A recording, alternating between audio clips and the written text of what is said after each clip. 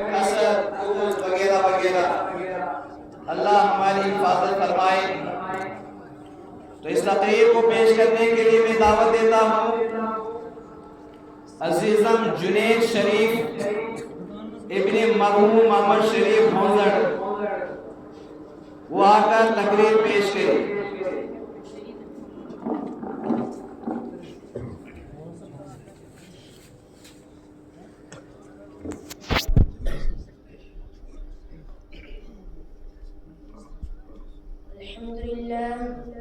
الحمد لله رب العالمين، والصلاة والسلام على سيدنا محمد صلى الله عليه وسلم۔ اما بعد، محترم اساتذہ کرام، معزز حاضرین اور میرے عزیز دوستو، آج میری تقریر کا موضوع ہے پڑوسی کے حقوق۔ اسلام ایک مکمل ضابط حیات ہے جس میں صرف عباداتی نہیں بلکہ معاشرتی زندگی کی ہر پہلو کی رہنمائی کی ہے۔ انہی اہم تعلیمات میں سے ایک تعلیم پڑوسی کے حقوق بھی ہے۔ اللہ تعالیٰ قرآن کریم میں ارشاد